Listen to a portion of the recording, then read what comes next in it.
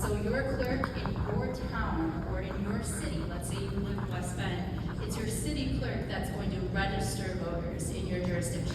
Nobody else but a municipal clerk can register voters and is the custodian of those voter records. The state, what we do is we house the database that all the local election officials enter the data into. We also maintain a system called myvote.wi.gov. That's where you can go and see the details of your voter records. So when your clerk enters in your voter registration record, or when they send you an absentee ballot, you can go and access that information through MyVote. But again, that data is actually the data of your local election official within your municipality.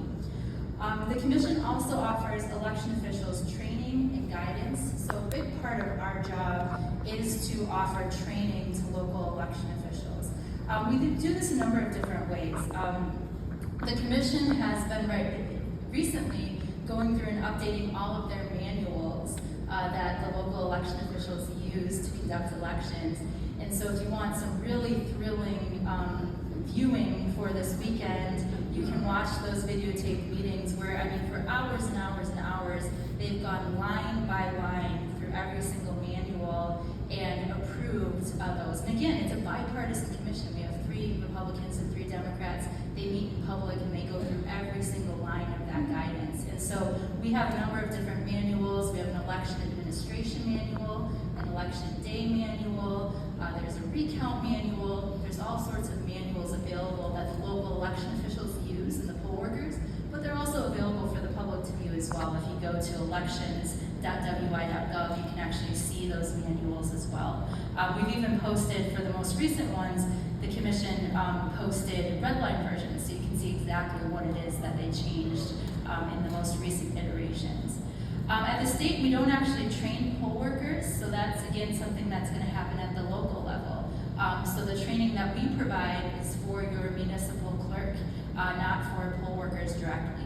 Now we do produce a lot of training that some of our municipal clerks may choose to use to train their poll workers, but the training and recruitment of poll workers is something that's happening at the local level in each of your communities.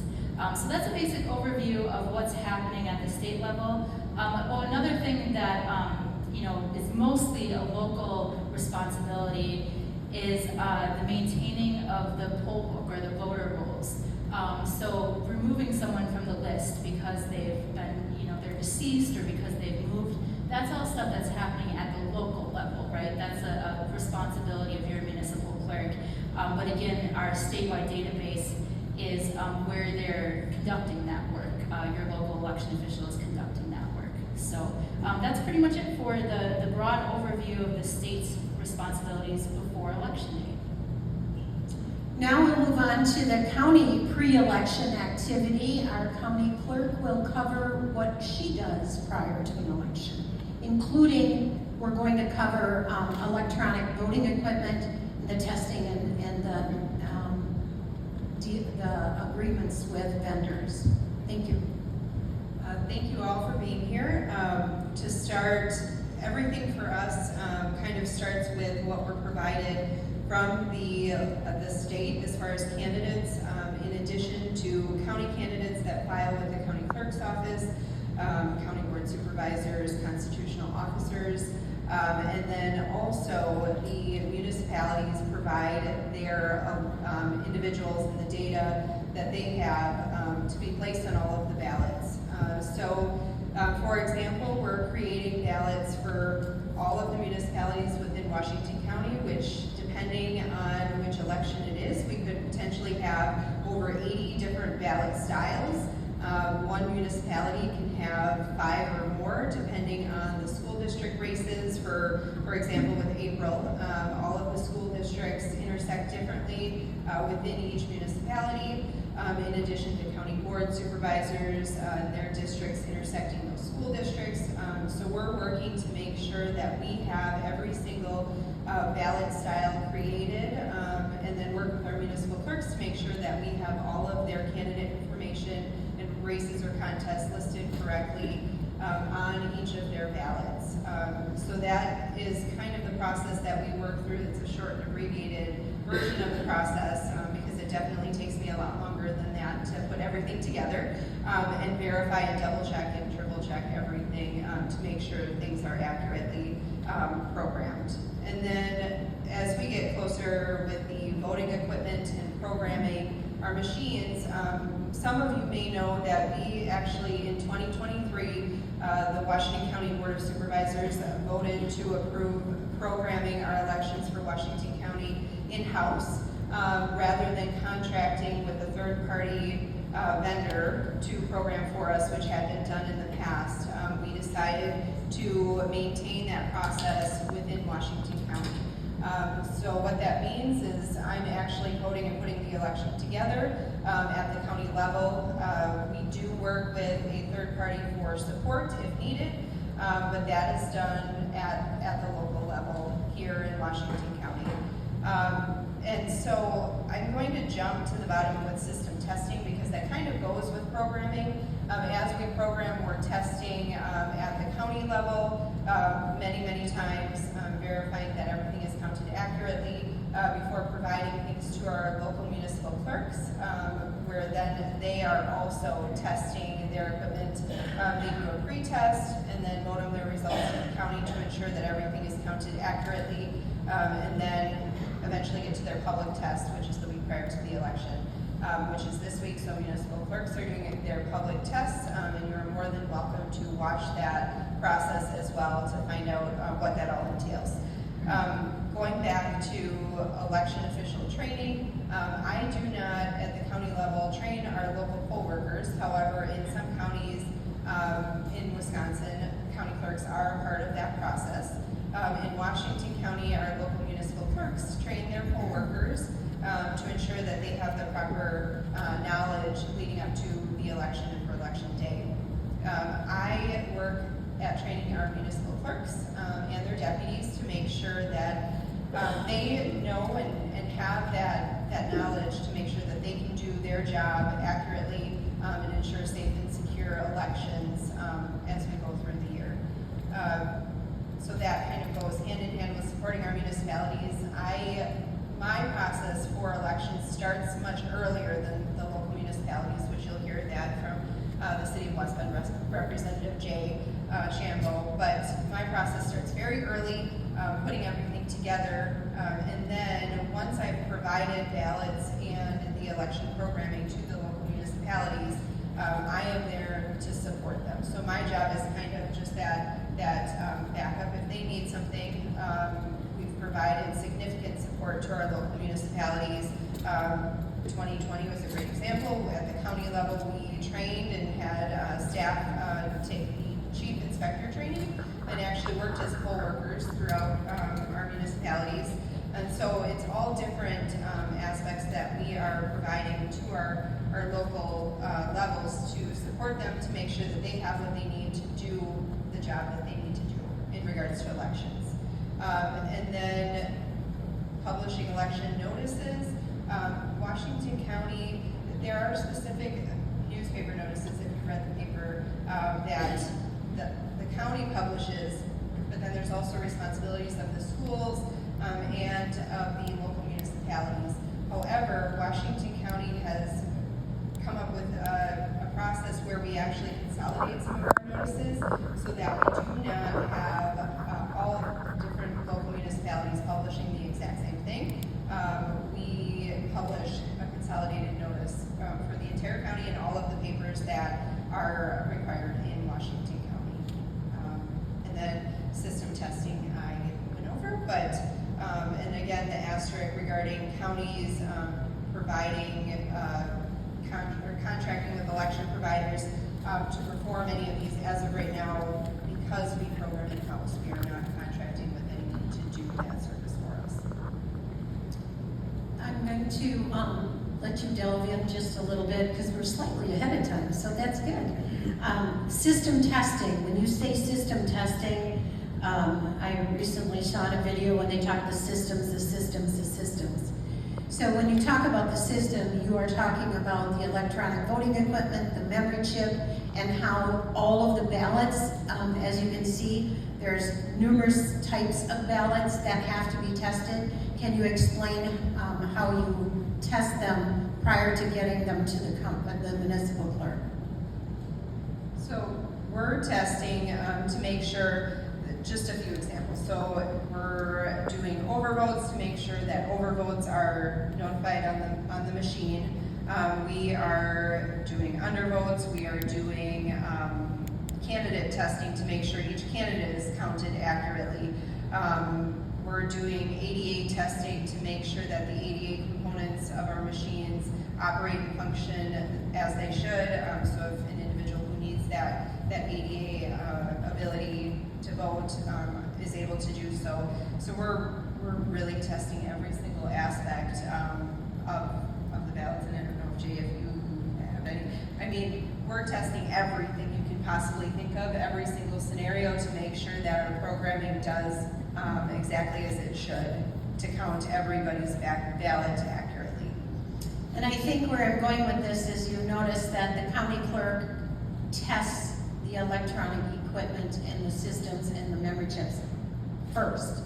And then they go through a couple other tests, which the municipality will cover when we get there. But I just want you to make note of all of the testing that is done. And I think we're ready to move on to all of the different electronic equipment that is accepted here in the state of Wisconsin. We're going to talk about how you get certified, how the company gets certified, and how they're authorized to be here and operate in the state of Wisconsin. And with that, election vendors, I think I'll have Megan cover that portion. Sure.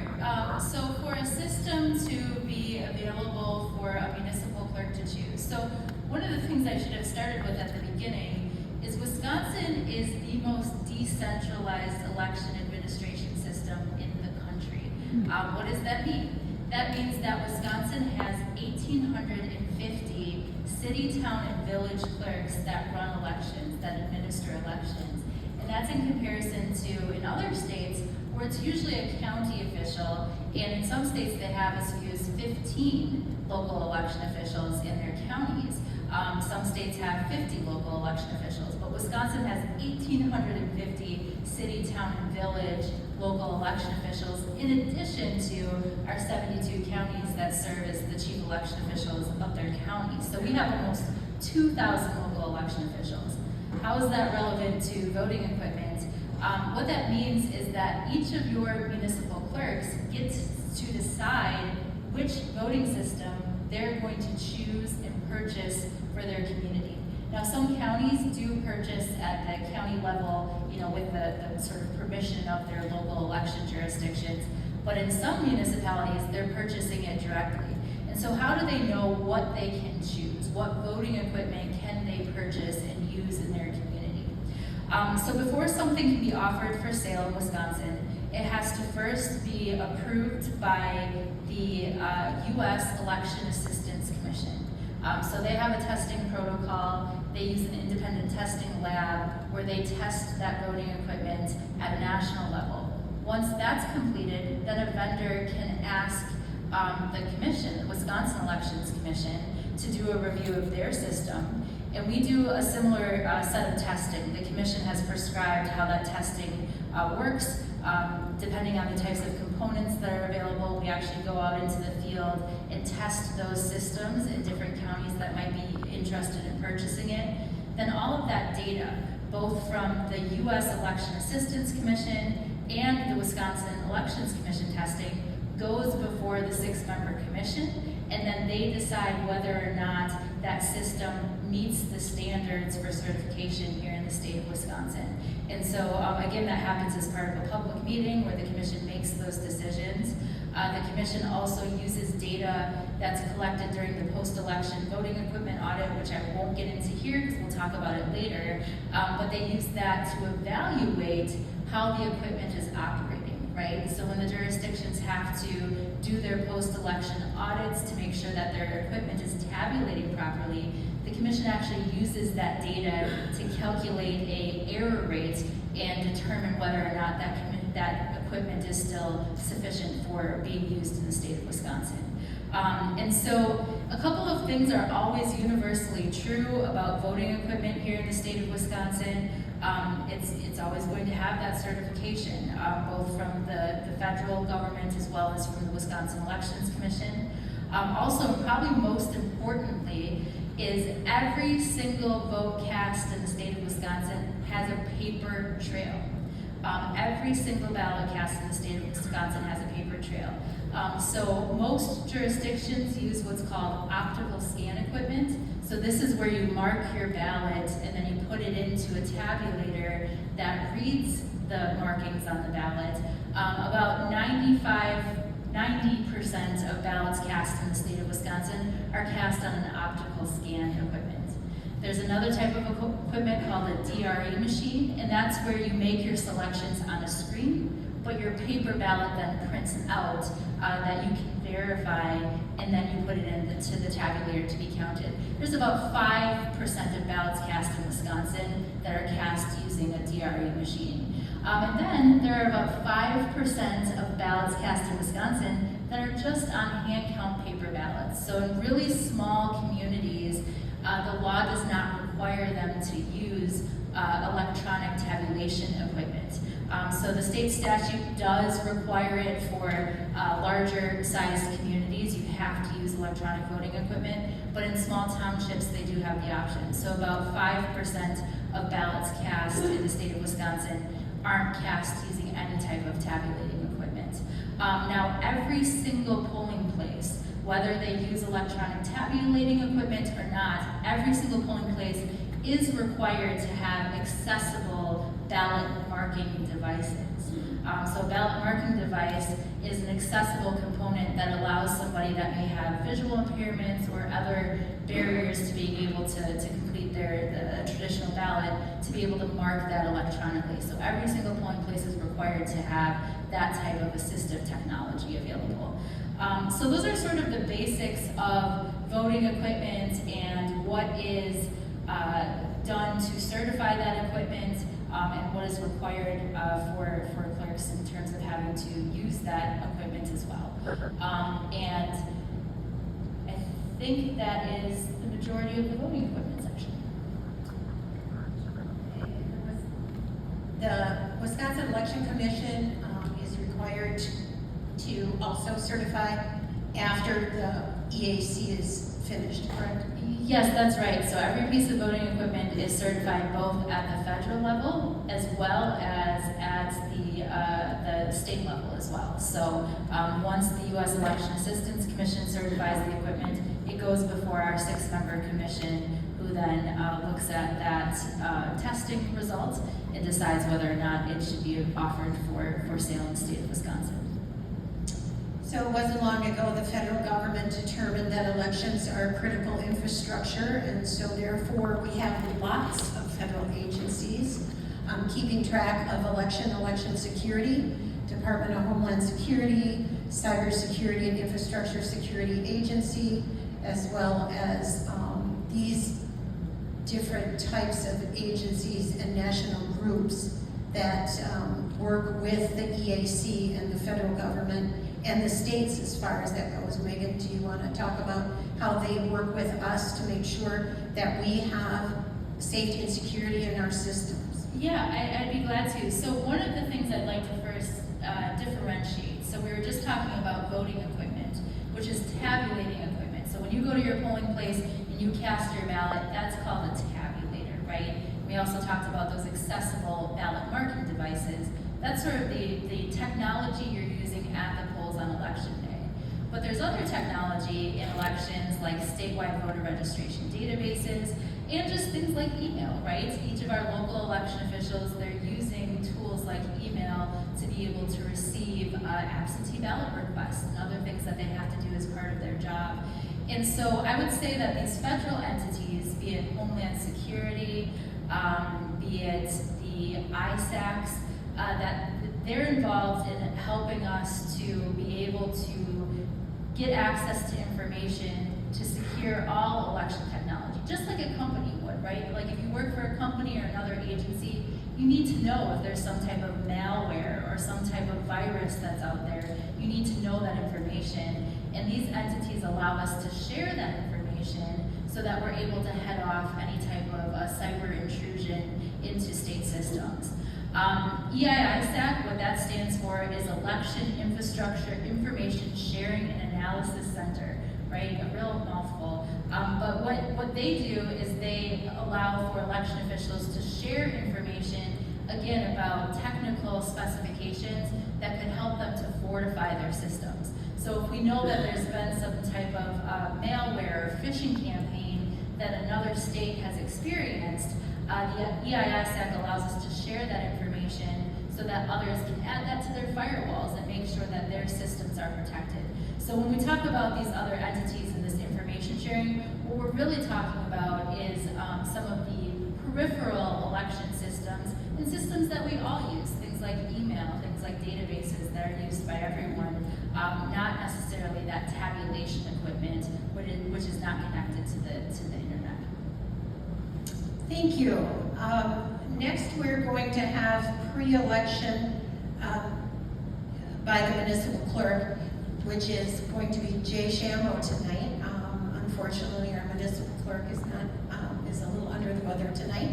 So sitting in is the city administrator going to talk about elections. Now, Jay, I kind of dissed you on the electronic equipment. Do you want to go back? That's okay. Okay. I don't want to put everyone to sleep. So, pre-election, municipal clerk, very, very busy entity during elections, and we try not to bother the municipal clerks. They have an election coming up here April 2nd, so. We do. I'm happy to talk through. Must have stressed her out. Anyway, way you go, Jay. Take it away. Thanks everyone for being here. Really appreciate you coming out tonight in West Bend to learn more about the election process. We're in really good hands in the city of West Bend. Jolene Dobratz is our city clerk. She's not able to be here as you just heard tonight. I'm filling in city administrator, first to admit that I am not a city clerk and do not claim to be. So I'm going to share the information. I've been around, this is my 31st year in local government. I've been around local elections for a long, long time. And I know that our team, I'm around on election night, I'm around throughout the day, I stop in at polling places. And I'm happy to talk through our process here in the city of West Bend. Absentee voting has been a big issue for us since COVID hit in 2020. There was a big spike of absentee ballots at that time, and it's leveled off of it. It's not continued to increase, but it still is a significant workload. We've made some adjustments through our process over those last few years, and I'm prepared to talk through that with you, but we're actively doing that right now, going through our in-person absentee ballot and voting at City Hall. So all 8 districts in the city of West Bend, we have 8 polling locations, and all 8 districts can vote at the city of West Bend. There are 4 days remaining, 3 days remaining. Today's Tuesday, so Wednesday through Friday, you can vote at 8 a.m. to 4:30, and then on Friday, even though it's a holiday for the city of West Bend, our city clerk team will be present, and they will be taking voters until 5 p.m. on Friday. It's a local holiday for us. For the rest of City Hall, not PD, of course. Chief will be working. We've sent out at the proper time after we received the ballots from the county, 1,300 ballots initially in person, by mail. Folks that have registered on My Vote, and we'll click through that those screens in a little bit on how to do that if you haven't done that yet. You can request a ballot by way of mail, and those ballots get sent out to get processed by our city clerk's team. And then there can be some requests until the timeline, and so to date, we've sent out just under 1,500 absentee ballots for this April election in the city of West Bend. We also have, in addition to those 1,500, have in-person absentee voting going on throughout the day at City Hall. We have a great setup for that. It's a very visual setting outside of our clerk's office, and our city clerk team can administer that in a very productive and efficient way. Once we receive the ballots, either from in-person absentee voting, the clerk's team will review them, and they'll look at them live if they have the voter in person, and they can adjust if they miss signing it. If we get them in the mail and they miss the signature, and we can tell how, and that's what this fourth bullet indicates, if we can inform the voter in advance of election day, we'll do that. Our clerk's team will do that in order to try to rectify that ballot. So they'll make contact with the voter, and that's why it says if notify voters if time permits. So if we get them by mail and have a chance to inform the voter on how they can come in to City Hall and rectify their ballot, the clerk's team will work with them. And then the last thing we do with absentee ballots is just prep them for election day. On election day, the city of West Bend, one of the pivots that I mentioned the city has gone to over the years is what's known as central count. On election day, we process all the absentee ballots at City Hall in a central count, so a ninth polling location, if you will. All of those ballots are processed within our council chambers, is where this takes place. It's a public event. You can be a poll watcher just like you could at any of the other places. But so in advance of that, our team, in order to make processing those ballots on election day the most efficient, and they log, sort, and secure the ballots in advance of election day. Some of you are in attendance too. Thank you all the election inspectors and poll workers that are here tonight. Yeah, absolutely. I recognize many of you in attendance, and I really appreciate you coming out to learn more about the process. The next slide is the polling place preparations. We do a public test, as was mentioned a couple of times, that's going to occur at City Hall. You're all invited. We have a large room where the public test takes place, again, in our council chambers, so you're welcome to come and observe the public test that will occur by our clerk's team tomorrow at 10 a.m. That's where they test the machines and all of the information that Ashley sends over to us in advance of election. We send out election notice publications, schedule and train poll workers. We had a chief inspector training a week or so ago at City Hall, and our clerk's team train those poll workers and do that throughout the year and get them all prepped up in advance of election day. Obviously, we print the poll books and then absentee logs. So we also have in West Bend, we're moving towards more electronic polling books, the Badger Books system. We have that in a couple of districts at this time. And I'm certainly not a Badger Book expert, but these folks can speak to that or answer any questions that you might have about the details of that. We set up the polling place in advance and then secure the election systems in advance of the election day. The statewide voter database has been mentioned a few times. This is a great tool that the state's provided. The My Vote Wisconsin, I am clicking on the, I'm ahead of you, Kathy, clicking on the, one more please. Yeah, the website, if you go to My Vote, the website, you can request an absentee ballot, you can check in, adjust your address, and all the other details the rest of these experts can explain, but you can track your ballot and see where you're at with that. But it's a really great online tool for our voting system. Thank you. Which led right into any other comments that Megan would like to have in regard to the statewide voter registration database and My Vote. Yeah, so again, we have a statewide voter registration database, and this is something that is built and maintained by the state of Wisconsin. Because of our unique structure as a state, because we're so decentralized, there really wasn't a vendor-based system out there for our database that was available like most other states use. And so we actually build, maintain, and secure it at the state of Wisconsin, in-house. And it's something that I think has worked very well for us to be able to make changes as the law changes, or as there are court decisions, or as clerks offer some type of new efficiency, we're able to more quickly make those changes to adapt. Again, we maintain the statewide voter registration database in terms of the technology itself, the platform itself, but the data in there, that is all coming from your municipal clerk. So if you live in a small township of 50 people, your municipal clerk has to track every voter who they've registered in that jurisdiction. They have to track every person who's requested an absentee ballot. They have to track when they issue that absentee ballot. They have to track when that absentee ballot comes back to them. If there's any sort of issue on the ballot, they have to track that as well. All of that data is maintained by your local election official in your city, town, or village. We just provide the platform. And then, like we were looking at before, we have the My Vote Wisconsin website. And My Vote is, again, your portal into your voter information. So when your local election official puts in your voter registration, so let's say you moved and you now live in a different jurisdiction, when you re-register to vote, it's your local election official that reviews your registration and says, yes, this person is eligible to be registered to vote there, they have provided the right information, and then they enter that registration into the statewide database.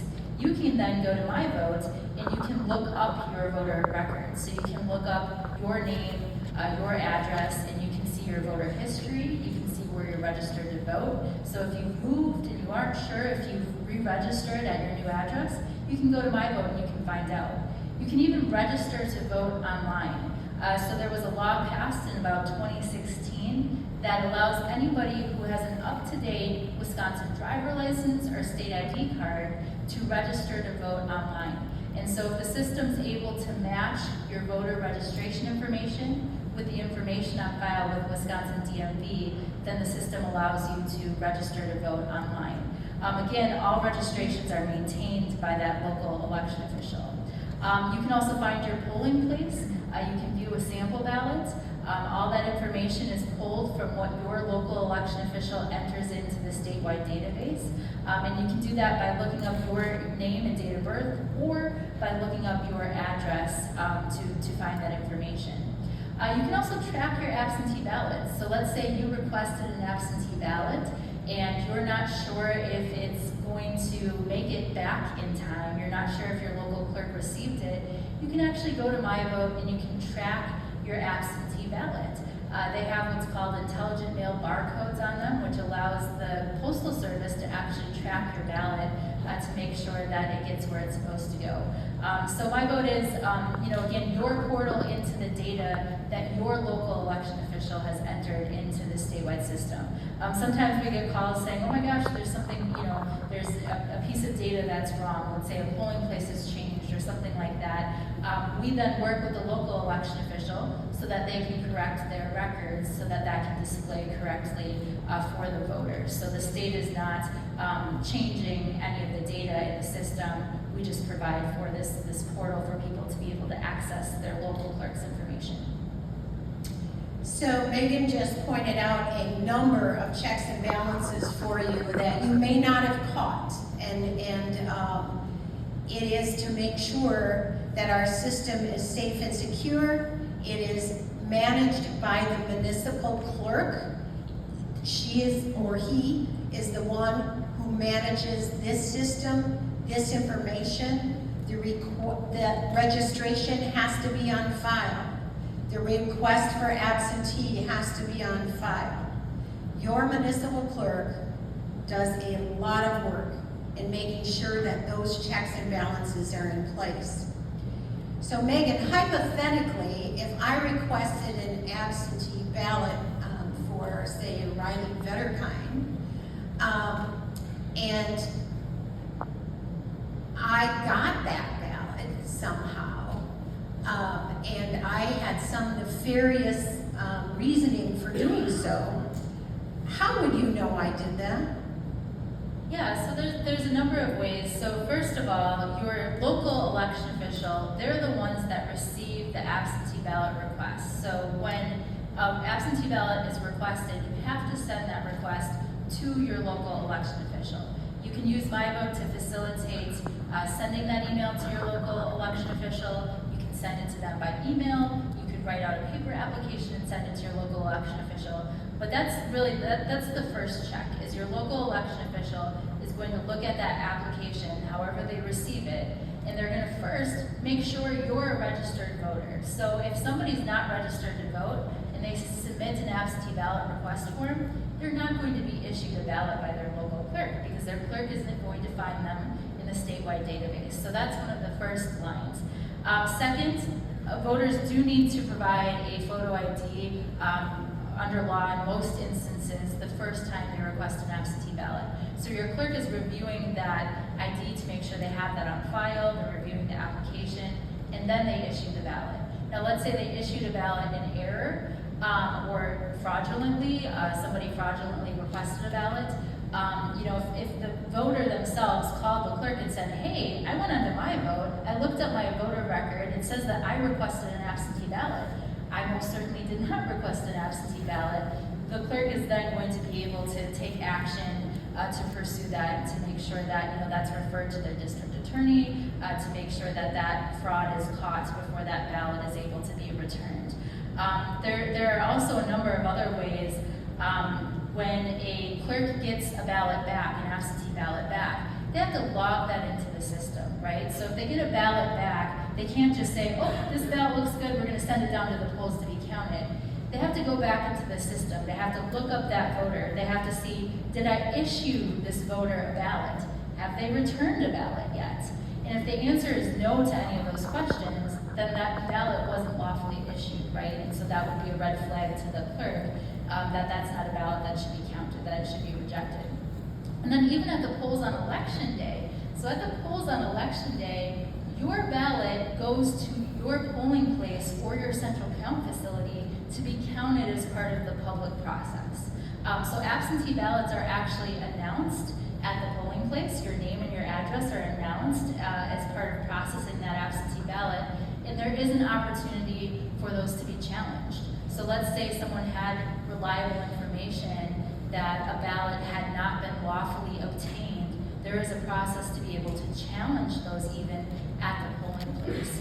And then, the last line of defense, which, we never want it to get to this point, but if some type of fraud were committed, there is also audits that are done after the election if somebody has voted twice, let's say they voted once in Wisconsin and once in Illinois. It doesn't happen often, but sometimes it does. Those things are actually then referred after the election for investigation and for voter fraud charges as well. And so there are things that happen before the election, on election day, and even after the election, where if some kind of fraud is committed, it can be caught. And if I'm in the system electronically, I've been there because the IP address is unique to me. You know what I did, what time I was in it.